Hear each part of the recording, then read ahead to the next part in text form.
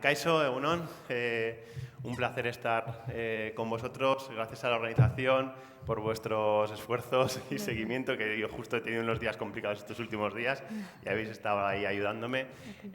Nada, un placer, como siempre, estar con vosotros. Agradecer a ESPRI, a la Cámara de Comercio,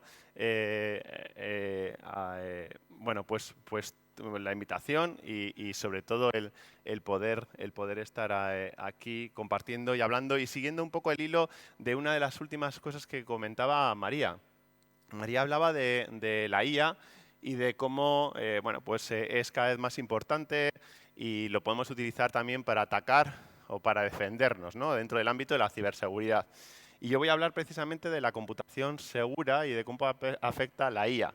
La IA es una herramienta que nos ha acompañado durante los últimos años, que con ChatGPT quizás se ha vuelto mucho más popular, que en los medios hablamos un montón precisamente de la IA. Yo mismo en mi sección en Radio Euskadi muchos sábados hablo sobre los usos, los potenciales usos de la IA, etcétera. Pero realmente, bueno, además de ser una herramienta que nos va a acompañar sin duda durante los últimos años y que nos ha acompañado durante muchos años anteriores, bueno, pues tenemos que tener en cuenta no solamente que es importante y que nos va a ayudar en nuestras empresas a optimizar nuestros procesos, a detectar anomalías, etcétera, sino que, bueno, pues que la IA también puede ser atacada, ¿vale? Y esto es algo que quizás no es tan popular y se habla mucho menos de ello.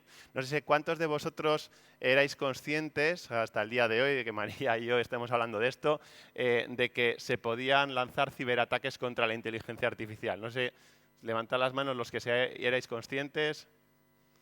Vale. Bueno, una audiencia aventajada porque había varias personas que lo sabían, pero no es normal y la mayoría de vosotros no habíais oído hablar de esto y precisamente hoy lo que me gustaría hablar es de esto, ¿no? Haceros conscientes y de que todos los que estéis aquí salgáis por la puerta sabiendo que la aplicación de la inteligencia artificial en nuestros procesos industriales tiene un riesgo y de que esa IA puede ser atacada. El ataque más conocido, la familia, mejor dicho, de ataques más conocidos son los ataques de envenenamiento, ¿vale? Si alguno de vosotros habíais oído hablar, seguro que habíais oído hablar de este tipo de ataques y precisamente por eso los incluyo como el primer ejemplo. Los ataques de envenenamiento pueden ser de dos tipos, ¿no? Podemos atacar los datos con los que se entrena el modelo, ¿vale?, con el objetivo de que el modelo o bien se comporte como yo quiero o que su predicción, por ejemplo, o su eficacia disminuya, haciéndonos gastar muchos más recursos, que nuestros servicios sean peor, nuestra calidad de las piezas sea peor, que quizás en muchos casos suele ser un problema mayor, porque es muy difícil de detectar y nos puede degradar nuestros servicios, nuestros productos, etcétera, a lo largo del tiempo en nuestra empresa, en nuestra industria, etcétera. Esto es cuando el atacante es capaz de tener acceso a los datos de entrenamiento. Y hay diferentes herramientas, incluso ya no es incluso ni tan manual, existen herramientas que nos permiten realizar ataques de envenenamiento con mayor o menor éxito. Podemos llegar a tener acceso también al modelo. Y esto es mucho más crítico porque pues, somos mucho más directos. Es decir, el envenenamiento de los datos, digamos, hay que hacerlo en momentos concretos o cuando aplicamos reinforcement learning, ¿vale? El reentrenamiento de los modelos es en esos datos en el que tenemos que envenenarlos, ¿vale? Igual no en los datos de origen. Cuando tenemos acceso al modelo, esto es todavía más sencillo. Y podemos hacer que el modelo se comporte como nosotros queramos que se comporte, ¿vale? Esto empezó hace muchos años. Yo trabajé hace muchos años también con equipos de visión artificial y los ataques de este estilo empezaron con las imágenes. Habréis oído hablar que en temas biométricos de la cara, etcétera, bueno, pues determinados marcadores en los datos de entrenamiento podían hacer que el ejemplo, el paper típico que se hizo famoso en el que te ponías un PIN y entonces el sistema te reconocía como, ok, podías entrar porque tenías un PIN, estaba reconociendo eso, ¿no? Bueno, son cosas que durante los últimos años se han ido haciendo en el ámbito más académico, pero que a día de hoy se ha utilizado para realizar ataques de ciberseguridad, ¿vale? Podemos degradar el rendimiento, perder el control de los algoritmos y podemos tener un daño o causar un daño enorme a la reputación de nuestra empresa. Imaginaros si estamos dando un mal servicio, si nuestras piezas son de mala calidad o una calidad peor, etcétera, ¿vale? O si estamos en el ámbito energético y somos una comercializadora y no somos capaces de predecir, como siempre, la demanda del día siguiente y compramos de más o de menos energía para el día siguiente y bueno, pues sufrimos unas pérdidas económicas brutales, por ejemplo, ¿vale? Mucha gente dice, bueno, pues yo voy a coger mi inteligencia artificial, los datos con los que la entreno y las meto en una urna de cristal, como esta que hemos metido ahí, tan simpática, y la encierro. ¿Vale? El típico, bueno, pues bastionado de toda la vida de yo encierro aquí todo esto y ya está, ¿no? Bueno, pues esto no es factible, no se puede hacer. Y una de las causas por las que no podemos hacer, hay muchas. Y además en ciberseguridad esto no suele funcionar. Y una de las mayores causas es que precisamente si queremos tener una inteligencia artificial que realmente tenga un rendimiento alto, necesitamos muchos datos para entrenarla, de muchos tipos, de muchas naturalezas, en muchas situaciones diferentes, etcétera. Con lo cual, nuestra IA tiene que alimentarse, tiene que aprender de datos constantemente. No es algo estático, los procesos, todo cambia. Con lo cual, esto no es factible. No podemos, como poníamos en la transparencia anterior, encerrar a nuestra inteligencia artificial y ya está. No, la tenemos que exponer. Y esto es algo bueno, pues que supone un riesgo. Con lo cual,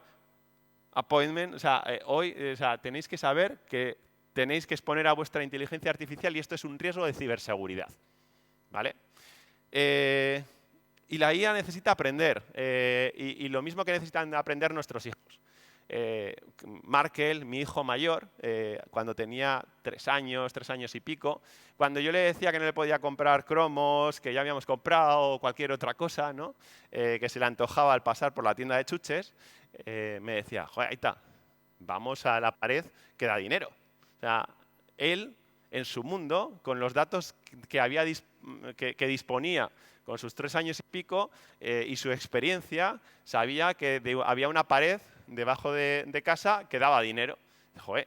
Y lo que él pensaba es que yo era un vago y no me apetecía ir hasta la pared a sacar dinero, ¿no? de esa pared.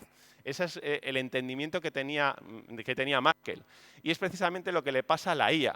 Necesita, bueno, pues ir cogiendo cada vez más datos y aprender todo lo que pasa detrás de esa pared de la que sale dinero y todo las implicaciones que tiene para hacer mejores predicciones, enterarse mejor, etcétera, ¿no?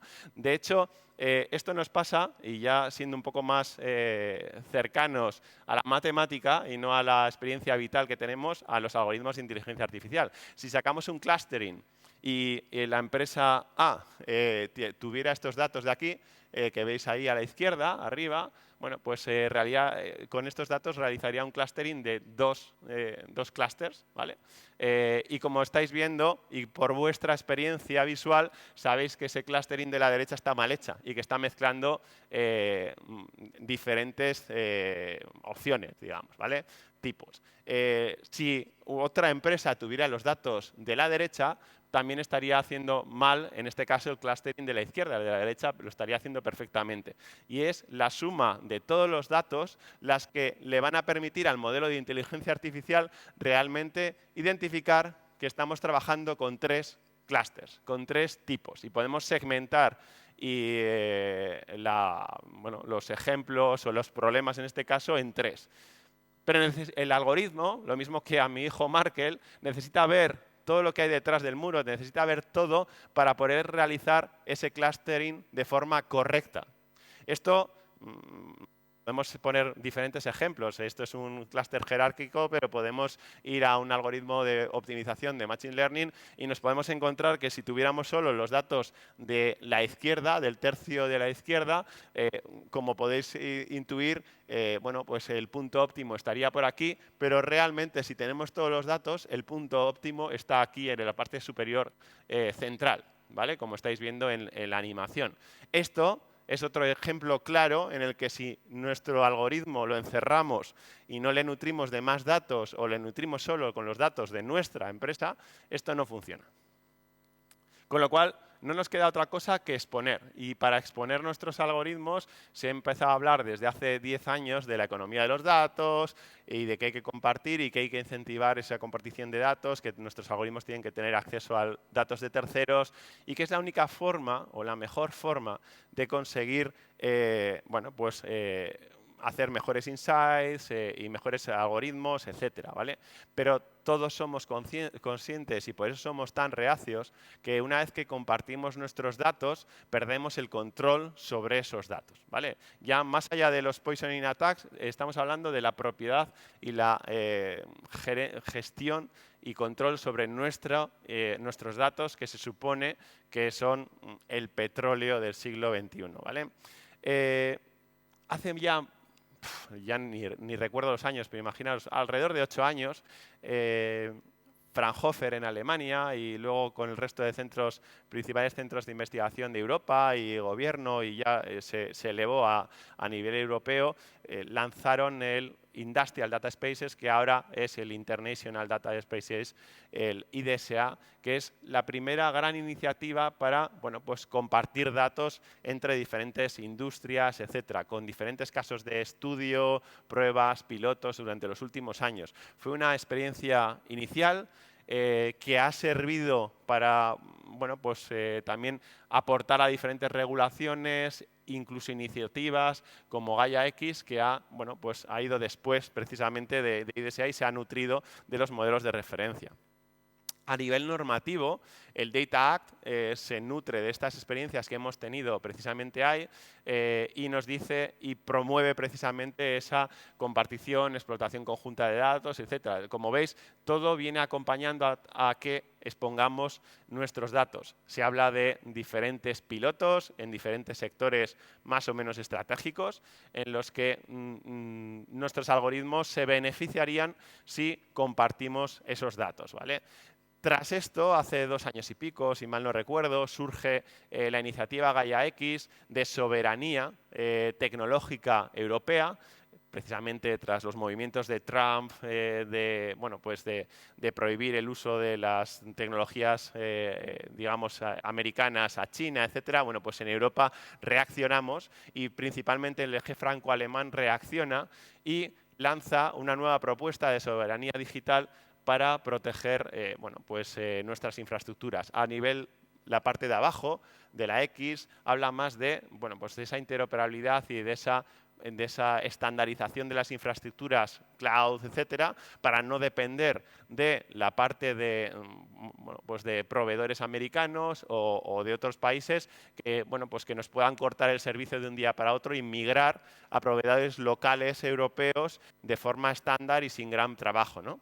Pero la parte de arriba habla de la soberanía del dato y de cómo tenemos que compartir y explotar y ser soberanos de nuestros datos y trabajar en diferentes ámbitos o sectores, como veis arriba, health y la industria, la agricultura, incluso la ciberseguridad, son sectores en los que tenemos que explotar los datos de forma conjunta. Esto tiene un riesgo, como sabéis, y esta federación y explotación de datos que estamos promoviendo, le estamos metiendo unos primeros avances para proteger esos datos, que son más sticky policies, es decir, políticas que le dicen, oye, cuando yo te dejo a ti estos datos, bueno, pues los tienes que borrar en un mes, etcétera. Y vamos a hacer auditorías para que periódicamente alguien audite tus sistemas y vea que efectivamente si yo con el dato te dejo una sticky policy en la que dice para qué puedes utilizar mi dato y para qué no, y cuándo lo tienes que borrar una vez procesado, pues ver si lo estás cumpliendo.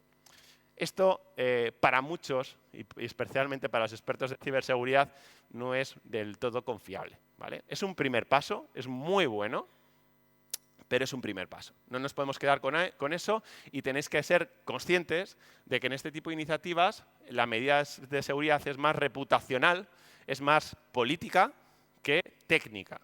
Y lo que tenemos que hacer es dar el siguiente salto y introducir medidas de seguridad técnicas y no únicamente, que no está mal y es una primera forma, medidas políticas o de confianza o reputación con las empresas terceras con las que intercambiamos esos datos para, como veíamos en la transparencia, hace unas transparencias, no encerrar en una urna de cristal a nuestra inteligencia artificial, ¿vale? Pero esto, como decimos, bueno, pues tenemos que ir trabajando en ello. Una de las primeras herramientas que además Google empezó a popularizar en el 2016 es el entrenamiento federado. El Federated Learning nos permite que cada uno mantenga los datos en su casa, pero que realice un entrenamiento parcial, cada uno de nosotros realicemos un entrenamiento parcial y compartamos con un servidor central esos modelos parciales y que realmente hagamos un mix de esos modelos para tener un modelo mejor y luego compartirlo. Pero el Federated Learning, ya lo siento, pero tiene muchos tipos de ataque. Los que más me preocupan, y en línea con la presentación que estoy realizando, son los ataques de reconstrucción.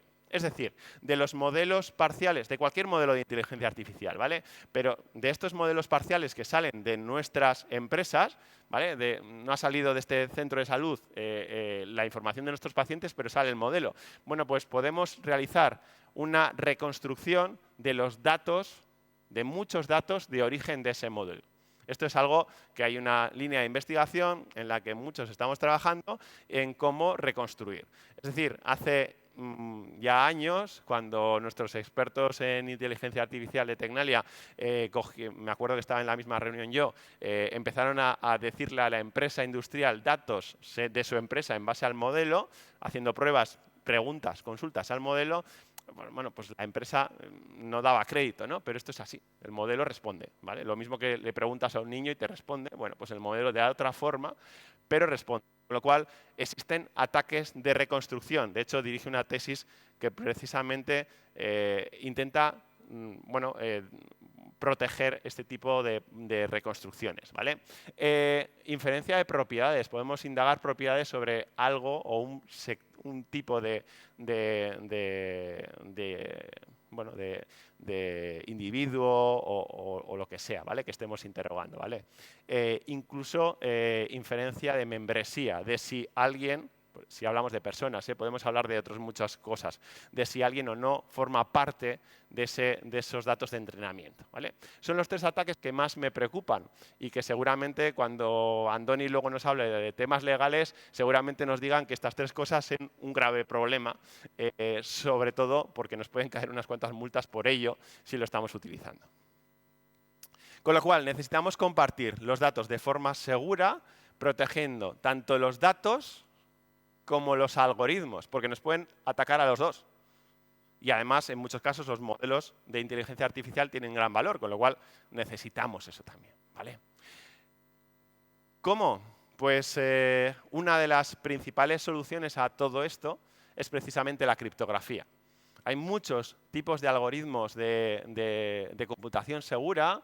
En el centro veis en azul muchos de ellos, pero me voy a quedar sobre todo con dos, que son los principales que nos están resolviendo este tipo de soluciones. La criptografía homomórfica y la multiparty.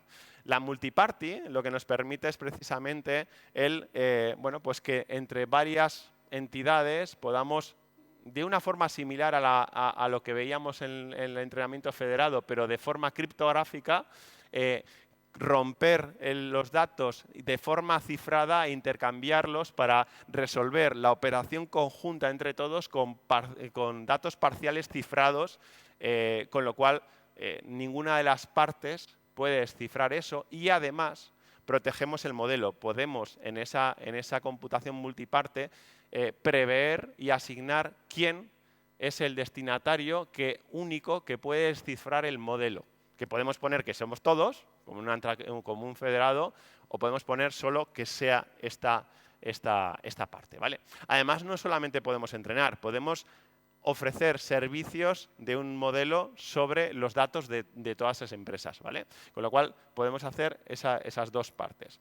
La otra gran herramienta que nos sirve es la criptografía homomórfica, que nos permite cifrar los datos y operarlos de forma cifrada. Podemos juntarlos, esos datos, podemos pasárnoslos de uno a otro y utilizando las últimas técnicas de threshold nos podemos cambiar las claves y regenerar nuevas claves intermedias para que nadie sea capaz de descifrar esos datos, aunque vayamos incorporando cada uno con nuestra clave, ¿vale? Y siempre tenerlos en un estado cifrado. Y de alguna forma decidir quién los va a descifrar, ¿vale? Existen diferentes formas de hacerlo y nos garantizan nuevamente, especialmente, la protección de esos datos. Y, con cualquiera de estos dos, tanto con multiparty como con criptografía homomórfica, podemos ejecutar, y ya lo iba de alguna forma comentando, 3 casos de uso. El primero de ellos es el más básico, ¿no? Es lanzar estudios o análisis estadísticos sobre datos de terceros. Imaginaros, quiero saber el salario medio de los asistentes hoy a esta conferencia. Si estuviera conectado con los ERPs de vuestras empresas, podríamos lanzar esa consulta, ¿vale? Y sin saber el salario medio, sin saber el salario de cada uno de vosotros en vuestra empresa, y si estáis varios de una empresa, tampoco incluso ni sabiendo la media de los empleados o de vosotros en esa empresa, ¿vale? Podemos hacer este tipo de operaciones. Los servicios estadísticos,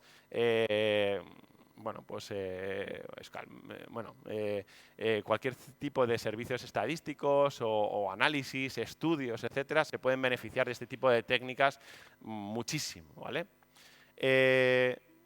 2, lo que podemos hacer es generar nuevo conocimiento, entrenar nuevos modelos de inteligencia artificial, ¿vale? Deep learning, etcétera. Incluso operar, luego hablamos, de realizar entrenamientos de todo esto, ¿vale?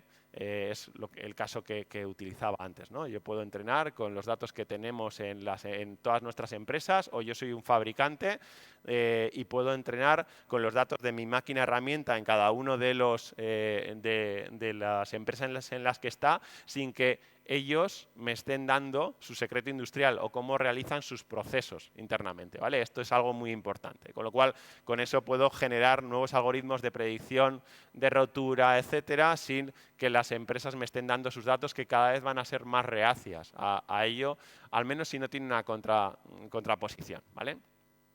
Y por último, una vez que yo tengo un modelo de inteligencia artificial, o tengo un LLM incluso, y estoy haciendo un RAG sobre ese LLM, lo que puedo hacer es ofrecer ese servicio sobre los datos, ¿vale? O ejecutar ese RAG, ¿vale? Protegiendo tanto los datos como el modelo de IA que está ejecutando o se está lanzando sobre esos datos. Yo os puedo dar un mantenimiento predictivo, yo os puedo hacer una predicción de consumo, puedo hacer todo eso sobre vuestros datos sin que vosotros conozcáis mi algoritmo, mi modelo, ni no lo exponga, y que vosotros protejáis vuestros datos y sobre todo también que no hagáis un disclosure de esos datos, ¿vale? Con todo ello, pues podemos ir a la industria y hacer mantenimientos predictivos, mejorar productos en base a la información de nuestros productos en operación, ¿vale? Porque ahora no hay un riesgo de confidencialidad con cómo están explotando mis productos mis clientes. Puedo entrenar y operar gemelos digitales de forma segura. Podría entrenar modelos de conducción autónoma en base a cómo conducís todos vosotros los coches, pero sin saber por dónde conducís, etcétera, ni datos privados respecto a esto. Mejorar las infraestructuras en base a los datos de los coches, ¿no? Puedo detectar baches, curvas, etcétera, puntos negros en base a los datos de vuestra conducción sin que me deis realmente esos datos en claro, ¿vale? Lo puedo operar de forma cifrada con vuestros coches.